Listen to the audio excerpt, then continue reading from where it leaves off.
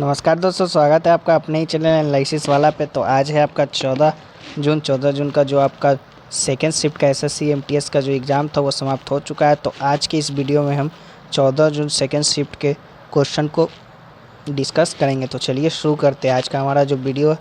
पहला क्वेश्चन, इनमें से कौन सी पुस्तक अरविंद एडिगा की नहीं है? तो इसका जो ऑप्शन है हमें नहीं मिल पाया है, तो इसका जो आंसर ऑप्शन के अनुसार आपका हो जाएगा कौन सा ऑप्शन क्या था। तो आप चलिए कुछ अरविंद एडिगा की पुस्तकों को देख लेते हैं। तो अपने पहले उपन्यास द वाइट टाइगर के लिए मेन बुकर पुरस्कार से सम्मानित उन्हें किया गया था। तो पहला जो बुक था आपका द वाइट टाइगर था। उसके बाद सिलेक्शन डे अरविंद एडिगा द्वारा लिखित एक 2016 का खेल उपन्यास है।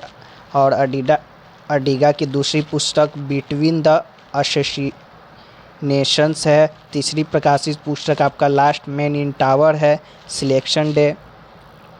उसके बाद सलमान रुश्दी, अरुंधति राय और किरण देसाई के बाद बुकर पुरस्कार जीतने वाले वो चौथे भारतीय मूल के लेखक थे। तो देख लीजिएगा इनमें से कौन सा अगर आपके ऑप्शन में नहीं होगा तो वो आपका आंसर हो जाएगा।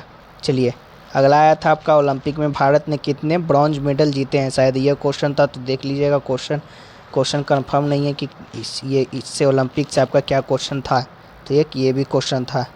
तो चलिए अगला देख लेते हैं। अगला आया था कि सिरका में कौन सा अम्ल आपका जो पाया जाता है? तो एसिटिक अम्ल आपका जो कि इसका राइट आंसर हो जाएगा। सिरके में 6 से 10% एसिटिक अम्ल होता है। एसिटिक अम्ल CH3COOH को एथेनॉइक अम्ल भी कहा जाता है आपका। चलिए अगला है आपका, तमिलनाडु में इरावती मंदिर किसने बनाया था? तो तंजावुर में इरावतेश्वर मंदिर चोल राज द्वितीय द्वारा बनाया गया था। तो आपका चोल राजा द्वितीय जो कि आपका राइट आंसर हो जाएगा।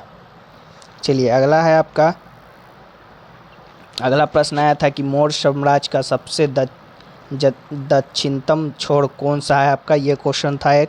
और चलिए अगला प्रश्न था कि 2011 के जनगणना के अनुसार महिला की साक्षरता दर कितना है? तो 65.46% जो कि आपका राइट आंसर हो जाएगा। देश में साक्षरता दर आपका कितना है? तो 74.04% है। पुरुषों के लिए 82.14% और महिला के लिए आपका 65.46% आपका जो कि है।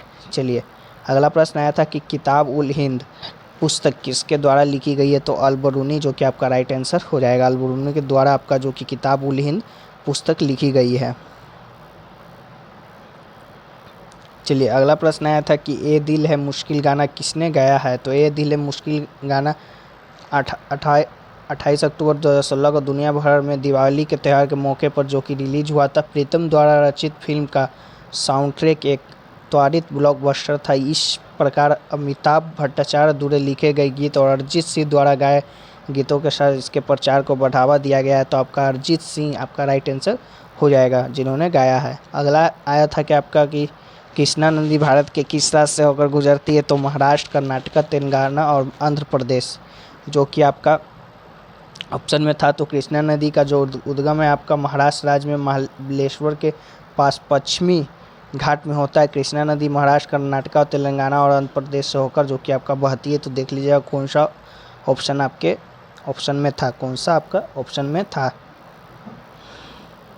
चलिए अगला आपका आया था कि कजरी लोकगीत इनमें से किस राज्य से संबंधित है? तो आपका उत्तर प्रदेश जो कि राइट आंसर हो जाएगा। कजरी लोकगीत भारत के सबसे बड़े राज्य उत्तर प्रदेश के साथ साथ बिहार से भी संबंधित है। तो आपका उत्तर प्रदेश का जो राइट आंसर हो जाएगा। चलिए अगला प्रश्न आया था कि स्टेट लेजिस्लेटिव असेंबली कितने वर्ष तक होता है? तो विधानसभा का कार्यकाल जो कि आपका 5 वर्ष तक होता है।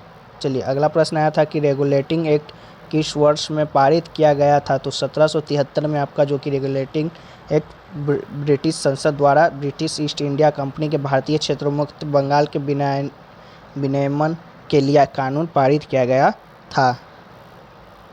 चलिए अगला प्रश्न आया था कि गांधी इरविन समझौता पर किस वर्ष में हस्ताक्षर किया गया था? तो गांधी इरविन समझौता जो कि 5 मार्च 1931 को महात्मा गांधी और वायसराय लॉर्ड इरविन ने हस्ताक्षर किए थे। इस समझौते में गांधी ब्रिटिश शासन के खिलाफ भारत में सविनय अवज्ञा आंदोलन को समाप्त करने और दूसरे गोलमेज सम्मेलन में शामिल होने के लिए सहमत हुए थे। चलिए अगला प्रश्न देख लेते हैं। अगला आया था कि मौर्य साम्राज्य का सबसे दक्षिणतम छोर कौन सा है। तो आपका जो ये प्रश्न पूछा गया था तो मौर्य राजवंश व मौर्य साम्राज्य प्राचीन भारत का एक शक्तिशाली राजवंश था।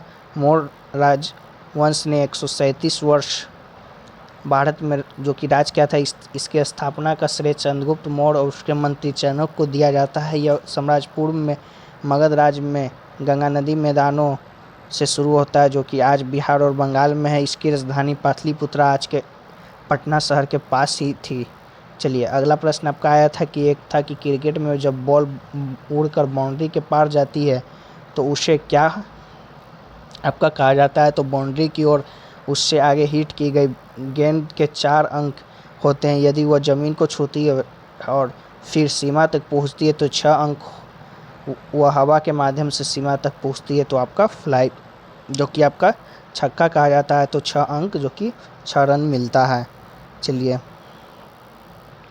तो आपका ये रहा आज का 14 जून सेकेंड शिफ्ट का क्वेश्चन जो कि इतना अभी तक मिले हैं।